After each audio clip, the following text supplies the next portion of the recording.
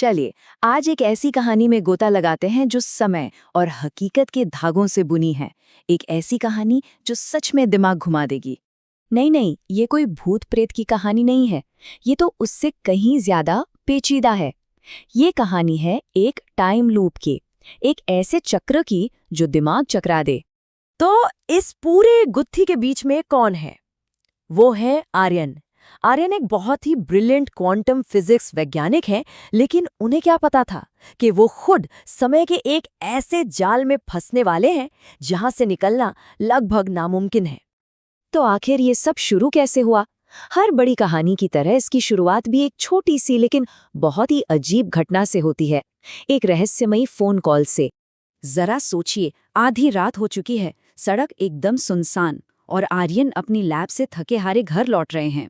तभी अचानक उनकी नज़र एक पुरानी जर्जर से टेलीफोन बूथ पर पड़ती है और अजीब बात ये थी कि उससे एक धीमी रहस्यमयी सी रोशनी निकल रही थी। हिम्मत करके वो अंदर जाते हैं और फोन की घंटी बजने लगती है। कौन कॉल कर रहा होगा इस वक्त? आर्यन जैसे ही फोन उठाते हैं, दूसरी तरफ से एक भारी कांपती हुई आवाज आती है, बहुत घबराई हुई, जो सिर्फ इतना कहती है, भागो आर्यन, वो तुम्हें ढूंढ रहा है। बस इतनी सी बात, और आर्यन के दिमाग में हजारों सवाल। ये कौन था? और सबसे बड़ी बात, उसे आर्यन का नाम कैसे पता? पर वो कॉल सिर्फ एक चेतावनी नहीं थी, वो तो बस शुरुआत थी। एक ऐसी घटना की शुरुआत जो आर्यन की पूरी दुनिया को पलट कर रखने वाली थी। और जैसे ही आर्यन फोन रखकर बूथ से बाहर निकलते हैं, सब कुछ बदल चुका था। वो सुनसान सड़क गायब थी।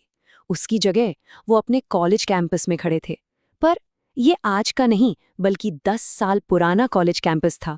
सोचिए, एक ही पल में 10 साल पीछे विज्ञान के सारे नियम जैसे धरे के धरे रह गए। पर ये अतीत भी अजीब था, बहुत ही अजीब। उनका वो दोस्त निखिल, जो सालों पहले गुजर चुका था, वो उनके सामने जिंदा खड़ा था। पर वो आर्यन को पहचान नहीं पा रहा था।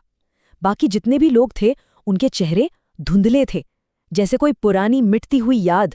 और सबसे डरावनी चीज, एक लंबा काला साया लगातार उनका पीछा कर रहा था। एक ऐसा साया जिसकी कलाई पर बंधी घड़ी उल्टी चल रही थी। तो ये क्या हो रहा था? कोई सपना, कोई वहम, या फिर हकीकत? कहानी अब एक ऐसे मोड़ पर आ पहुंची थी जहां सच सामने आने वाला था।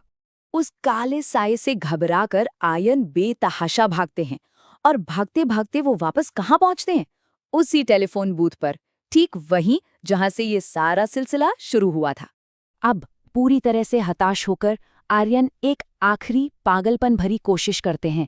वो अपना ही नंबर डायल करते हैं, इस उम्मीद में कि शायद वो अपने अतीत वाले आर्यन को रोक सकें। और जैसे ही फोन उठता है, वो चीखते हैं, टेलीफोन बूथ के पास मत जाना, ये एक जाल है। और ठीक इसी पल कहानी का सबसे बड़ा, सबसे चौंकाने वाला सच सामने आता है। वो पहली कॉल, वो डरी हुई भारी आवाज, वो किसी और की नहीं, बल्कि खुद आर्यन की ही थी। भविष्य के आर्यन की आवाज, जो अपने अतीत वाले आर्यन को चेतावनी दे रहा था। मतलब खुद को बचाने की कोशिश में आर्यन ने अनजाने में खुद को ही इस टाइम लूप में फंसा लिया था। ये एक ऐसा विरोधाभास था जिसका कोई तोड़ नहीं। तो अब क्या इस लूप से बाहर निकलने का कोई रास्ता है? क्या ये सफर कभी खत्म होगा, या ये एक कभी न खत्म होने वाला चक्र है? आर्यन अभी इस भयानक सच को समझ ही रहे होते हैं कि वो काला साया उनके बिल्कुल करीब आ जाता है। वो अपना हाथ आर्यन की तरफ बढ़ाता है और ठीक उसी पल आर्यन की आंखें झटके से खुलती हैं।